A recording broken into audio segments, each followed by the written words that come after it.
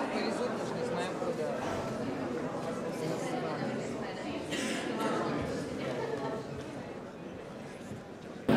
Ļoti vizuāli skaista filma.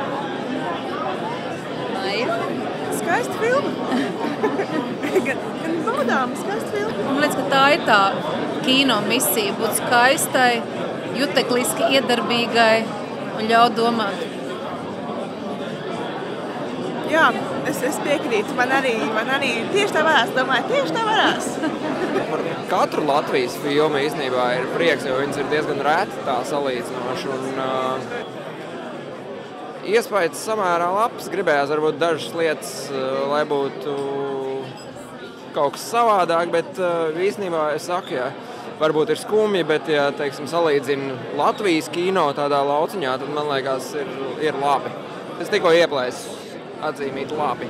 Godīgi sakot, gaidīju kaut ko citu, bet tieši žanra ziņā, un tāpēc arī es piekrītu režisorei, kas pirms tam ļoti labi nobrīdināja un apgāza visu to, ko es pirms tam biju lasījusi par šausmu filmām, par trilleriem, un tas bija patīkams pārsteigums, ka nebija nekādas tādas ambīcijas uz kaut ko, ko es pirms tam biju lasījusi.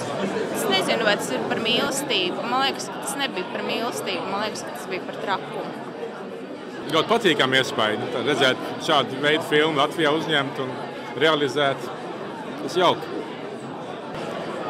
Filma kopumā patika. Teiksim, no tāda jauno laiku darbiem tāds kaut kas ļoti oriģināls. Manuprāt, tā likās.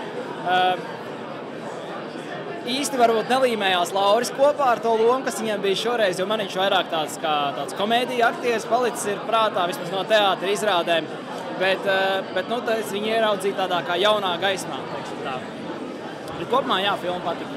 Kopumā tas bija tiešām ļoti patīkams pārsteigums par tādu sniegumu. Jau no pirmajiem kadriem īstenībā šķiet, ka filma jau tāda, vizuāli viņa ļoti patīkama. Un arī stāsts pats par sevi pārsteidza.